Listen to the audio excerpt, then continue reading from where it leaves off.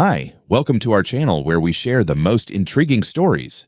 Twice a year, Miles escapes to his remote lakeside cabin. No phone, no noise, just peace. But when a clipboard-wielding HOA president shows up claiming she owns his land, a quiet weekend turns into a high-stakes legal war. She picked the wrong man to mess with. I don't keep many traditions, but the twice-yearly retreat to my father's old lake cabin is something I'll never skip. Not until I can't stand or breathe. It's more than a getaway. It's a recalibration. No courtrooms, no phones, no politics. Just trees, water, wind, and quiet. The kind of quiet you can feel in your spine. I'd pulled off the winding gravel road just before sunset Friday, the tires of my old truck crunching to a stop in front of the familiar weathered wood siding, half covered in ivy and pine needles. The air smelled like damp earth, firewood, and spring. The property had been mine for 11 years, ever since my dad passed and left me this slice of solitude nestled in the woods of Burnett County, Texas. He built the cabin himself in the 60s before there was a power grid nearby and insisted it stayed disconnected. No internet, no cable, and, God bless him, no HOA. Just a legal deed that dated back to before the nearest development existed. My kind of place.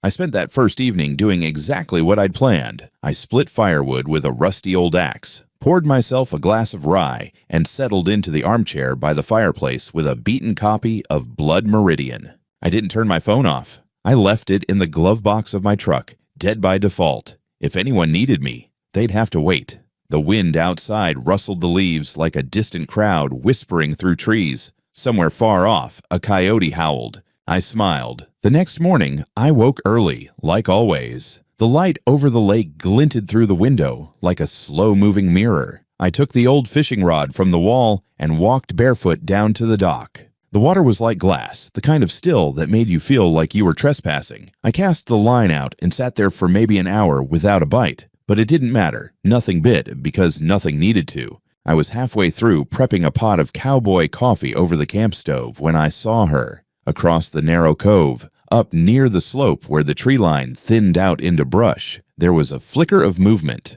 A figure, female from the shape, was standing there with what looked like binoculars and a clipboard. I frowned. My nearest neighbor was a retired game warden about 3 miles east, and he never approached the lake without honking twice from the ridge road. I stood up, walked out to the edge of the dock, and squinted. She was gone.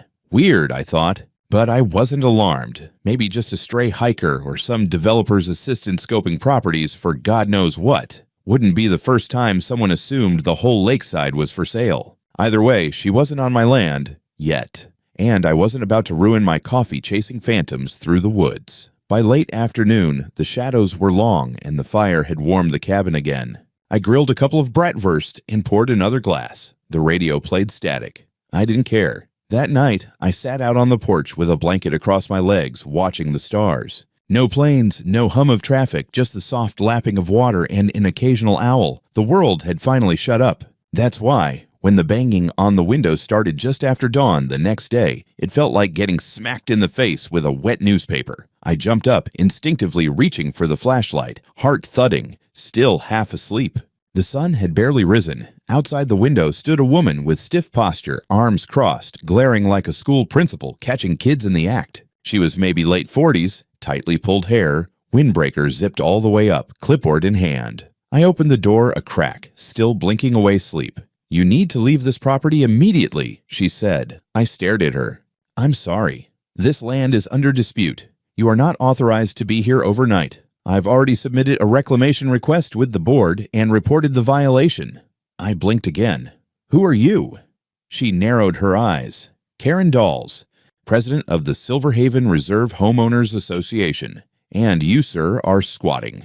It was like waking up into a sketch comedy. I stepped fully out onto the porch, barefoot, shirtless, not even annoyed yet, just confused. "This land's not part of Silverhaven. It's a mile south. This is private property. I own it." She held up a stapled packet of printed pages. "As of last quarter, this zone has been listed as unmaintained and inactive. The HOA has deemed it eligible for oversight." I almost laughed. "You can't deem yourself onto private land. That's not how law works." She crossed her arms. "We'll see what law enforcement thinks. I've already called 911. For all I know, you broke in last night. I have every right to defend community property. I stepped back inside, grabbed the folder with the deed, tax records, and boundary survey, and brought it out. Here's ownership, tax status, and county maps. You're not just wrong. You're trespassing. She glanced at the documents, then abruptly slapped them out of my hand onto the porch. Fakes can be printed anywhere. I've lived here 20 years. I know what belongs to this community.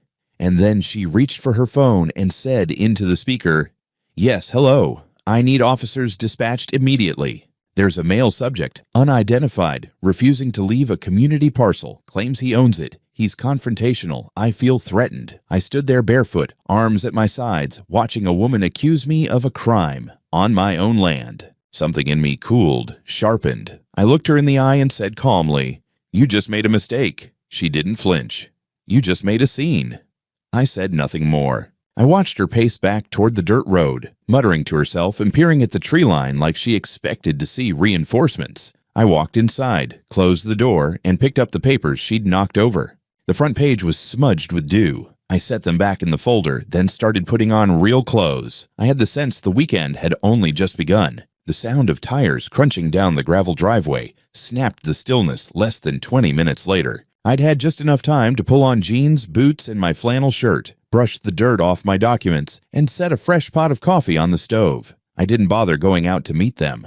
If someone was going to accuse me of being a squatter on my own land, they could damn well come knock on the door like civilized people. 2 vehicles rolled into view. Not one cruiser, 2. One was a standard black and white SUV with the Burnett County Sheriff's emblem on the side. The other, a dark gray pickup with tinted windows, parked just behind it. From the first vehicle, 2 officers stepped out. One was older, clearly in charge, graying temples, deliberate pace, notepad in hand. The second, younger and full of importance, climbed out like he was expecting a standoff. Karen was already marching up to them, arms flailing, voice loud enough to echo off the lake. "There he is," she said, pointing at the cabin like she'd uncovered a moonshiner's den. "He refused to vacate, threatened me with falsified documents, claimed the land was his, but there's no HOA approval on record. He's dangerous and hostile. He could be armed." I raised an eyebrow and took a sip of coffee. The older deputy nodded politely and approached.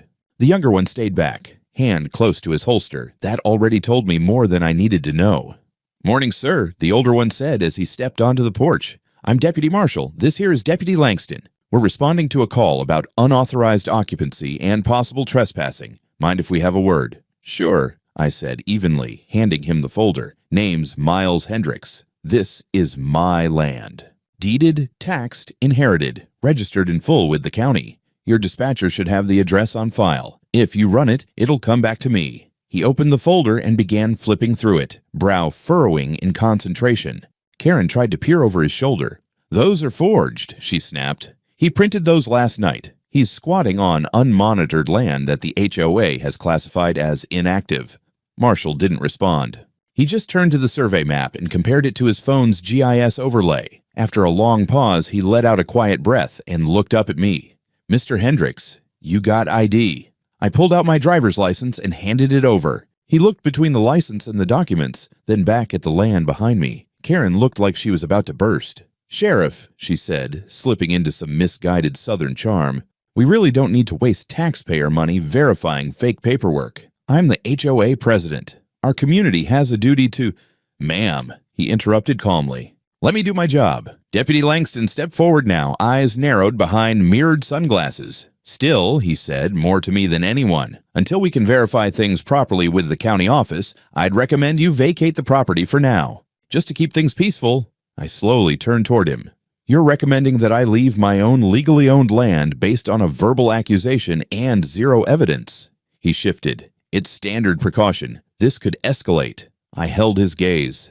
"You're asking me to walk off my own land because a woman I've never met lied to 911? He didn't respond. Karen jumped in like she'd been waiting to pounce. "This man is combative and refuses to comply with lawful directives. I'm placing a formal HOA demand for removal under Community Ordinance 72B. Marshall turned his head slowly. "Ma'am, you don't have authority to issue anything to someone not under your HOA jurisdiction." Karen's mouth opened, then closed. Langston, clearly not happy, still pushed. "I'd like to avoid arresting anyone today. Please consider temporary compliance while we sort this out." It was one of those moments where every instinct in me screamed to push back. But instincts don't win cases. Facts do. And I hadn't spent 20 years working federal overreach investigations to get myself hauled off like some backwoods squatter in front of my own fireplace.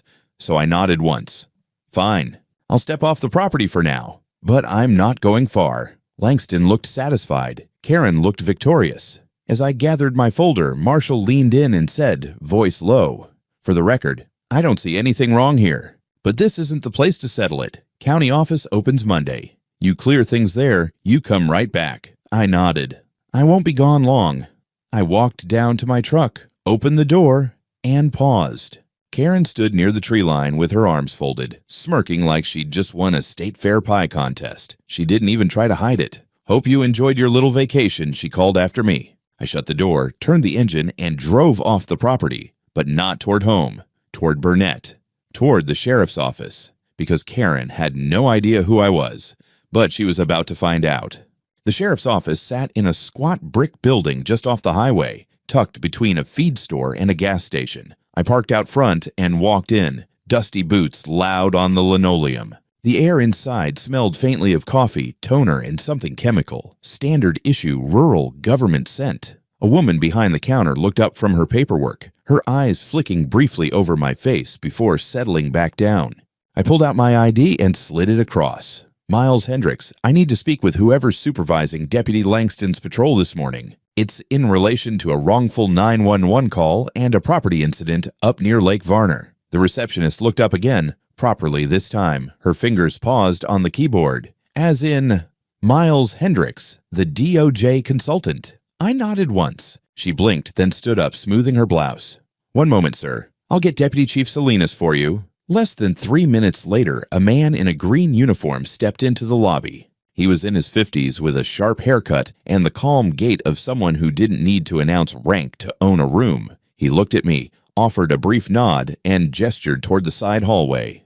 "Mr. Hendricks, I'm Deputy Chief Salinas. Let's talk in my office." I followed him past a wall of community announcements, missing dogs, lost keys, and reminders to vote. Once inside, he motioned for me to sit and closed the door behind us. His desk was a mess, paper stacks, file folders, a half-eaten granola bar, but his focus was razor-sharp as he sat across from me. "I heard you had an encounter with one of our patrol teams this morning." "I did. And I'd like to file a report for unlawful detainment, misrepresentation by a civilian, and a false 911 call." His brow rose. "That's quite a list." "I've got the paperwork to back it up." I opened the folder again, this time with care, spreading out the survey map, the notarized title transfer, tax receipts, and most importantly, a photo of the county's parcel map with my property highlighted. I also included a printout of the HOA's official boundary, taken straight from the county records online. My cabin sat a full mile outside their jurisdiction. Salinas reviewed the papers quietly. After a moment, he sat back. "I know who you are, Mr. Hendricks. You testified before the Federal Ethics Board last year in that municipal overreach case in Colorado, didn't you?" I gave a tight nod. "That's me. Figured as much. When she called in this morning, I had dispatch flag it as a civil dispute until we had eyes on the scene. Langston should have done the same. He asked me to leave my own property based on no proof and took a civilian's word over land documents. I didn't press the issue, but I'm pressing it now." Salinas sighed and rubbed the bridge of his nose. "You're absolutely right, too. And for the record, Langston's related to one of the HOA board members in Silver Haven. His uncle's the treasurer. That doesn't excuse it, but it may explain the overstep. I'll be pulling the body cam footage and reviewing everything. If there was bias in his conduct, we'll deal with it internally. And the 911 call. That's a separate matter. If she knowingly made a false report and claimed you were a threat, she did. Said I was confrontational and possibly armed. I wasn't. I was barefoot holding a folder." Salinas leaned back in his chair and stared at the ceiling a moment. "All right. I'll have our investigator open a case for false reporting and trespassing. We'll need a formal statement, obviously, and I'll be notifying the county attorney. I want her served, not just warned. She was trespassing, tampered with documents, and tried to co-opt my land into her HOA fantasy." "You'll get no argument from me," he said, standing. "We've had problems with that group before. Nothing formal, but complaints." Harassment, vague beautification code demands, things like that. No one ever pushed back hard enough. Until now. He reached out, shook my hand. You're doing the right thing.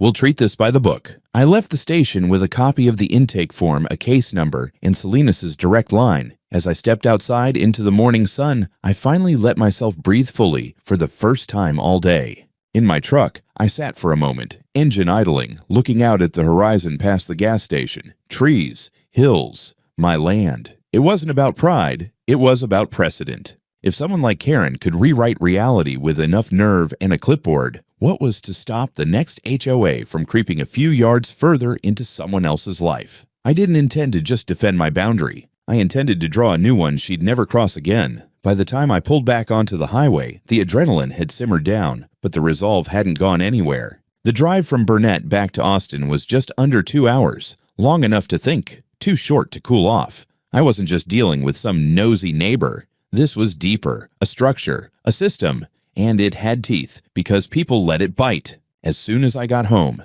I went into the office and booted up the computer. The monitor flickered to life beside shelves full of legal journals, case binders, and my father's old tax ledgers, still kept out of respect. I sat down and typed out a formal affidavit summarizing what had happened: Karen's arrival, her false claims, the 911 call, the behavior of Deputy Langston, the forced removal from my property. I backed it all up with scanned copies of my deed, tax assessments, county parcel maps, and photos taken just a few months ago showing me on the property during a previous visit. Next, I made a call to someone I hadn't spoken with in months, Travis Cole, Assistant District Attorney for Burnett County. He picked up on the third ring. "Miles," he said, surprised. "Didn't expect to hear from you on a Sunday."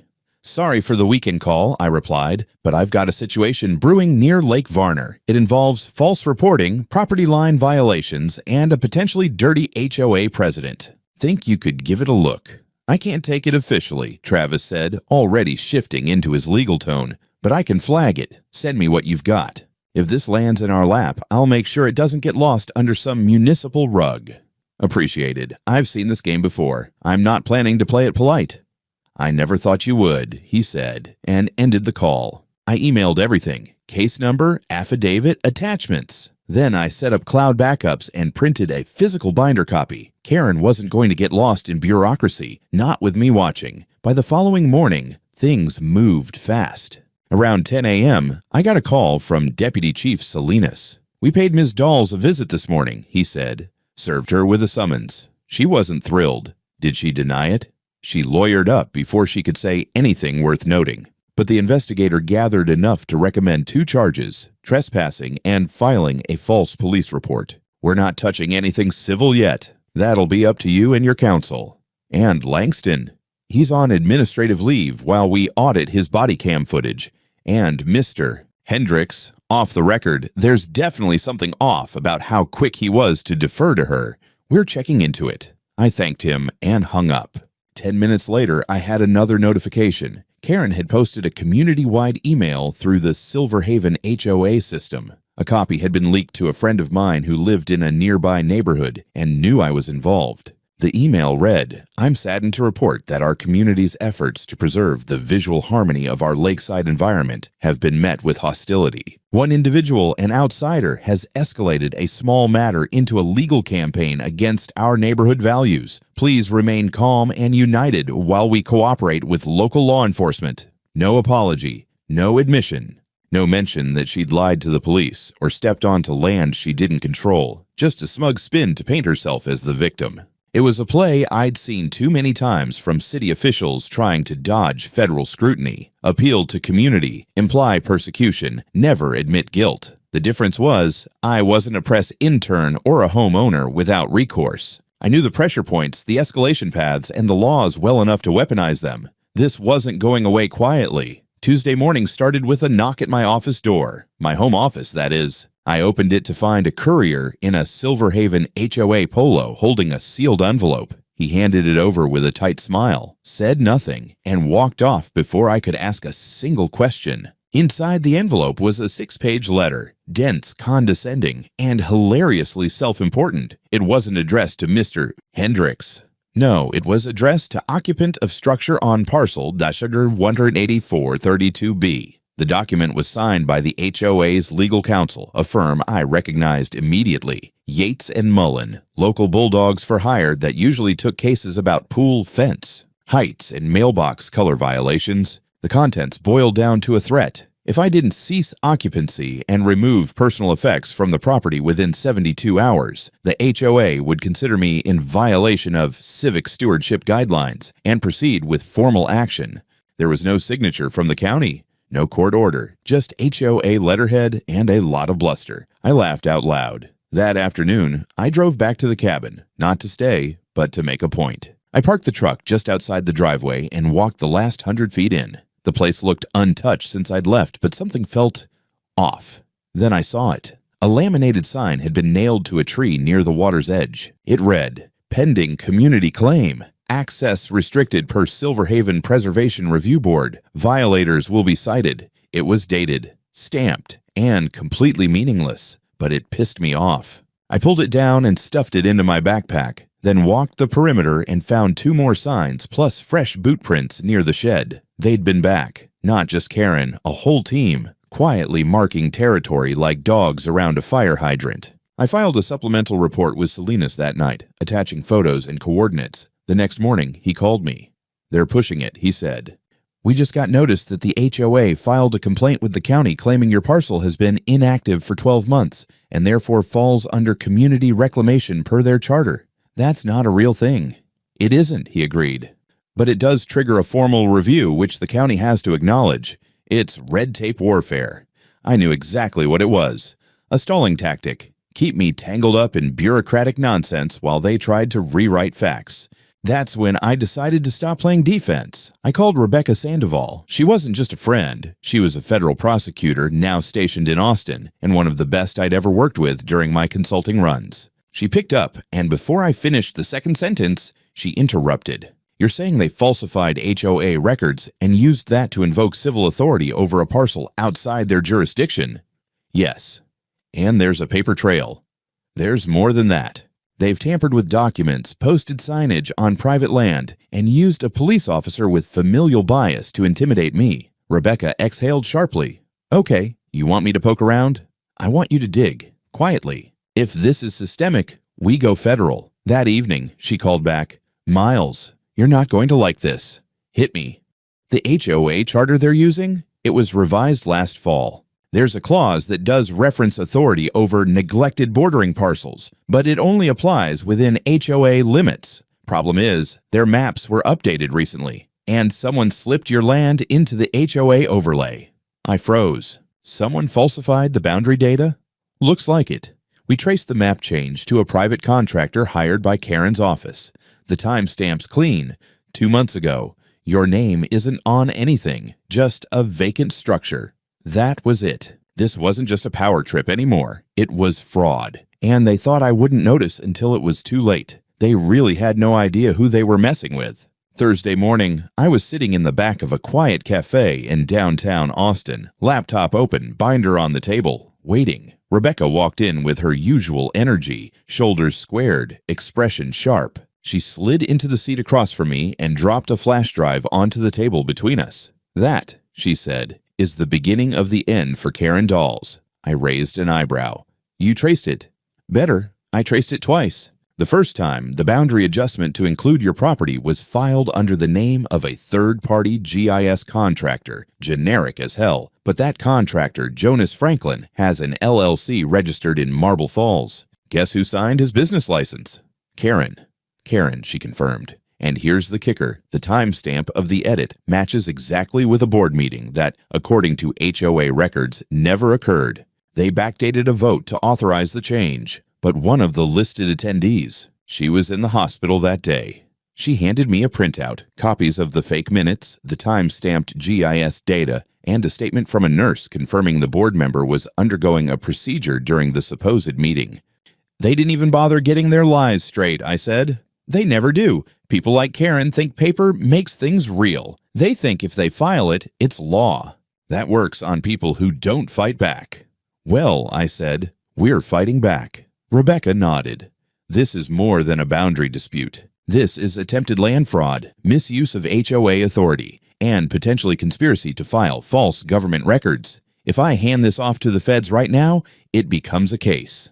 Not yet, I said. Let me do this my way first. I want a formal hearing with the county. Public. On record. Then we bring the hammer down. She hesitated. All right, but move fast. If they sense pressure, they might start covering tracks. I left the cafe and made my way straight to the Burnett County Clerk's office. I submitted a formal petition to review the altered GIS boundary under Title 12, Chapter 283 of the Texas Local Government Code. Within 24 hours, a hearing was scheduled. Tuesday morning. I wanted it public. I wanted it official. I wanted Karen sitting there when I dropped everything on the table. By Saturday, word had spread. A friend from the county office called to say the Silver Haven HOA had entered their own counterpetition claiming I was engaged in a targeted campaign of intimidation and had interfered with the community's peaceful expansion mandate. It sounded like something out of a dystopian HOA newsletter, but I wasn't worried. Then came the twist. Late Saturday night, while reviewing the flash drive Rebecca gave me, I opened one last folder, HOA Communications Archive. Inside were emails, dozens. And in one thread, Karen was communicating directly with Deputy Langston before the day of my removal. The subject line, about that cabin guy, prepare to back me up.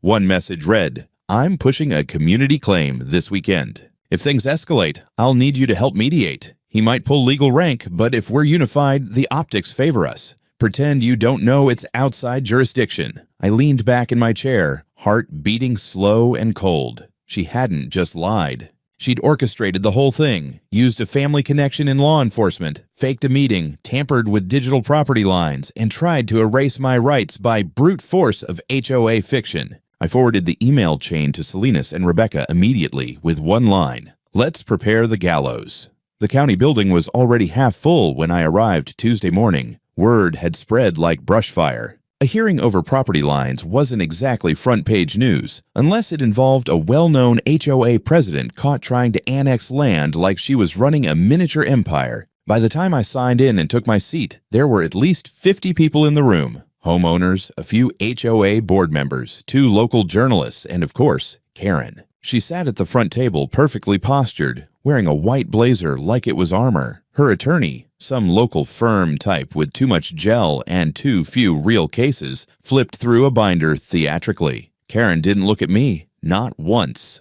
The hearing officer was a seasoned county clerk named Margaret Tilson. No nonsense, no patience for theatrics. She opened the hearing with a brief statement of facts. A boundary review had been triggered by a formal challenge from me, supported by evidence suggesting HOA overreach, potentially involving altered records. I was called first. I stood calm, clear, and methodical. I walked through the property's history, acquired legally by my father, passed to me, always outside the HOA boundary. I presented the original deed, the untouched county survey, and my tax records. Then I handed Margaret the flash drive. What you'll find, I said, are internal HOA emails between Ms. Dawes and Deputy Langston sent before the day I was removed from my land. You'll also find evidence that GIS boundary maps were deliberately altered 2 months ago, under Ms. Dawes' direction, to include my cabin without any legal basis. The meeting minutes justifying that change are falsified. One listed attendee was recovering from abdominal surgery at the time. The room was dead silent. Karen's lawyer objected, muttering something about inadmissible personal emails. Tilson shut him down flat.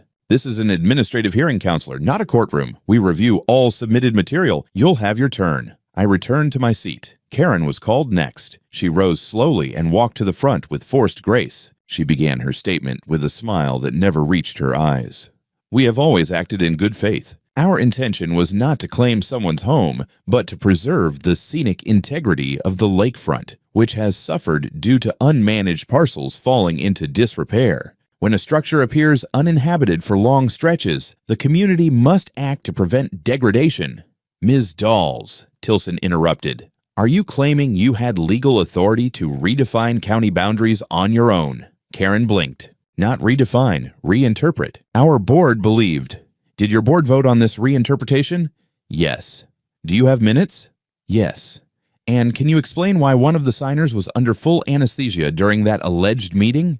That cracked her. The smile faltered. She glanced toward her lawyer, who looked like he wanted to disappear into the carpet. Furthermore, Tilson said, lifting a printed copy of the emails, "Can you explain why you emailed a sheriff's deputy before any complaint was filed, requesting that he pretend not to know the jurisdictional limits of your HOA?" Karen sat down, without another word.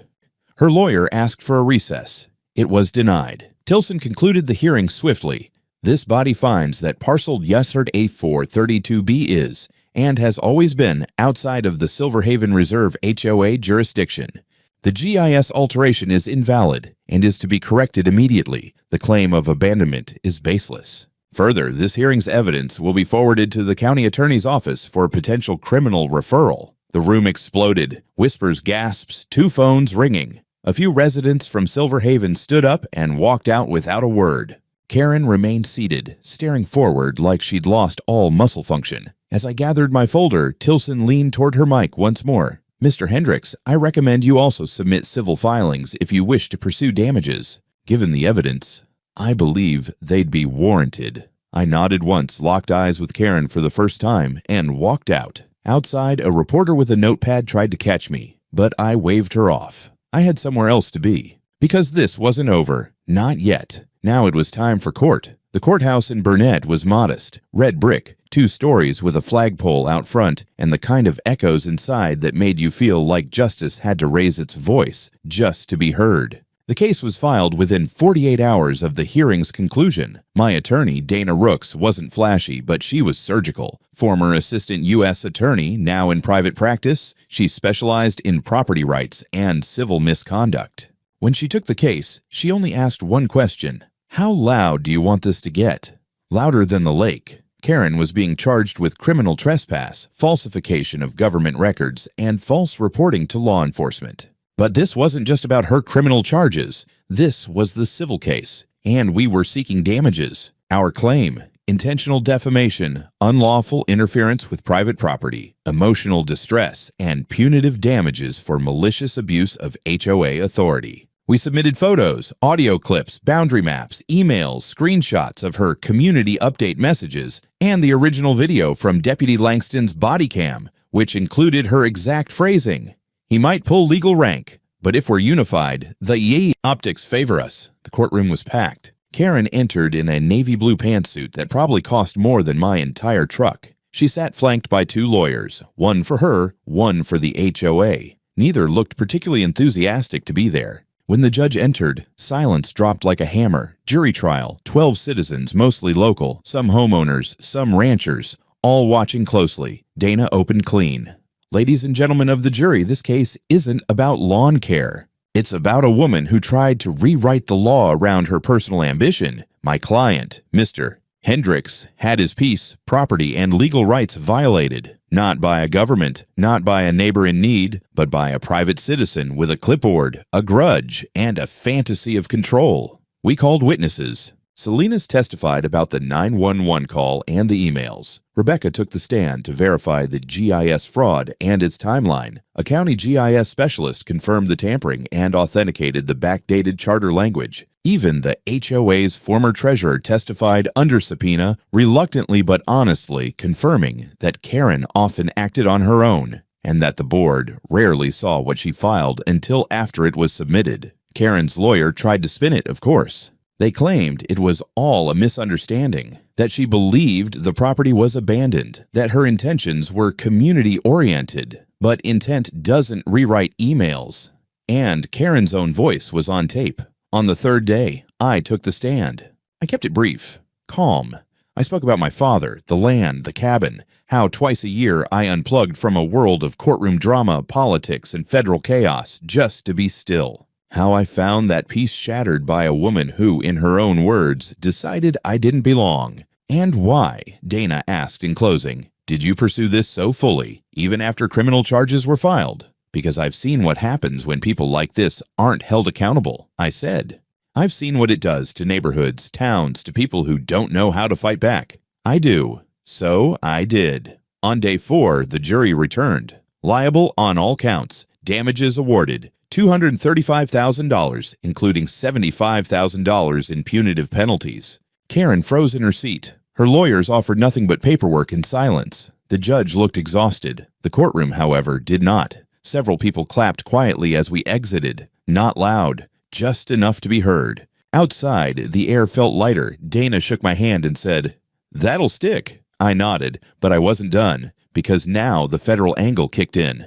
The Texas Attorney General's office had opened a broader investigation into Silver Haven's board conduct based on the documentation Rebecca had forwarded. Karen wasn't just facing restitution, she was facing prison. 3 weeks later, I stood behind a line of orange stakes and surveyor tape, watching a crew dig post holes for the new perimeter fence. The contractor was a local named Elroy. Gray beard, sun-leathered skin, and a handshake like a bench vise. He waved to me from the gate and shouted over the hum of the auger, "We'll have the cameras up by Friday, and the motion lights. These babies could blind a raccoon in space." "Perfect," I said. "Let's make trespassing feel like a visit to a maximum security prison." The entire perimeter of the property, every inch, was getting reinforced. 10-foot steel posts, automatic gates, solar-powered floodlights. Surveillance coverage from 3 angles. Overkill? Maybe. But it wasn't about paranoia. It was about message, the kind of message HOA presidents wouldn't misunderstand. That week, I also installed the sign. Not a cheap one. Custom engraved, steel-plated, mounted on a cedar post driven 3 feet into the ground by the dock. Private property trespassers will be arrested. Consult your lawyer before you cross. It was art and therapy. Meanwhile, news of the trial had done what it always does in small counties. It spread. HOA members in nearby neighborhoods started talking.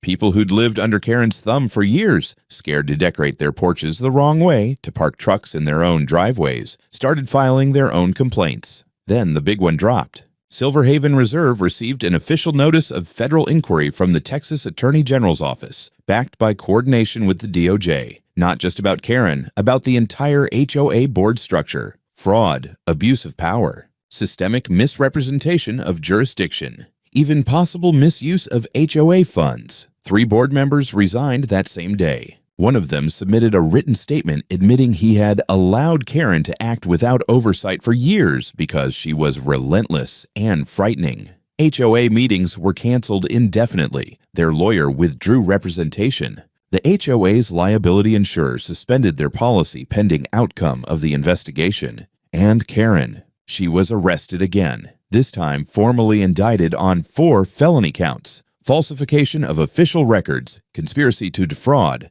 unlawful misrepresentation of jurisdiction, and false police report with malicious intent. Bail was set at $150,000. She didn't post it. I didn't go to the arraignment. Didn't need to. But Selena sent me a photo, her in cuffs being led down the courthouse steps.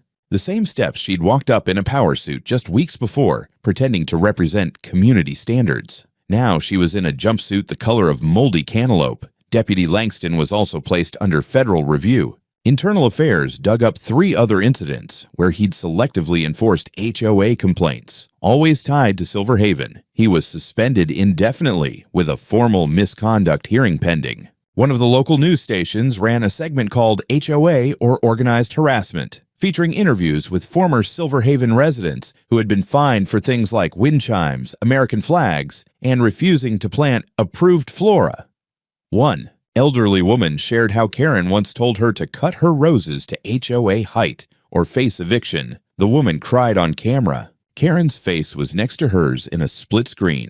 That clip went viral, at least by rural Texas standards. I started receiving letters, not threats, thank you letters, handwritten, from strangers. Some lived near the lake, others were from counties away. One woman wrote, "My HOA tried the same thing when my husband died. You showed us we don't have to just take it." It was humbling and also infuriating because it meant this wasn't rare. It wasn't even unusual. It was just the first time someone like me decided to push back hard enough. The lake was still that morning, glassy. No wind, no birds, not even a ripple. Just silence. The real kind.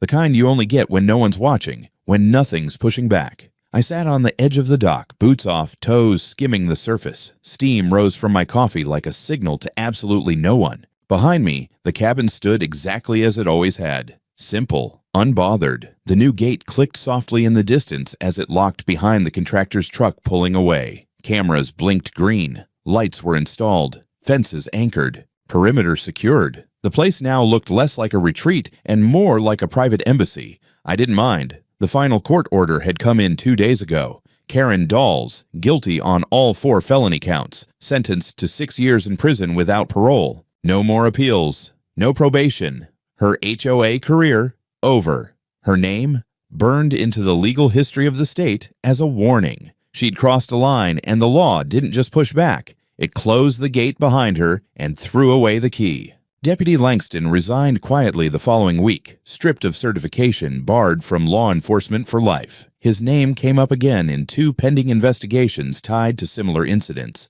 both involving HOA complaints. Both quietly closed before reaching court. Not anymore. Silver Haven Reserve was disbanded by unanimous vote. Technically, they voted to suspend operations indefinitely, but the AG's office called it what it was: dissolution. Their finances are frozen under audit. The neighborhood will revert to standard municipal governance. For the first time in 15 years, those homeowners are free. I didn't need more, but it didn't end there. Last Thursday, I got a letter from the Texas State Bar Association. Not a complaint, an invitation. They wanted me to advise a working group on reforming HOA oversight laws statewide. Apparently, what happened up here had caused enough stir to wake up legislators. Rebecca had sent in the case file as a model of civil resistance through lawful process. I laughed when I read that. Civil resistance made it sound like I'd started a movement. Maybe I had. The sign I planted by the water still stood strong. I caught myself reading it again, not because I forgot what it said, but because I liked the weight of it. Private property. Trespassers will be arrested. Consult your lawyer before you cross. A few neighbors had asked if they could borrow the phrase. One even asked where I got it printed. I gave him the number. I stayed at the cabin for a full week this time. First time in years, I let myself just exist there. I fished, read, watched storms roll in without checking my phone, slept with the windows open even when the coyotes howled close, and for the first time in months, I didn't wake up expecting someone to be banging on the glass with a clipboard and delusions of power. As I packed up to head home, I walked the tree line one last time. No new signs, no boot prints, just pine needles, damp moss, and the feeling of a place that had been fought for and won. Before pulling out of the drive, I looked back at the cabin. Nothing had changed, but everything was different. Because the next Karen that came looking, she'd know better.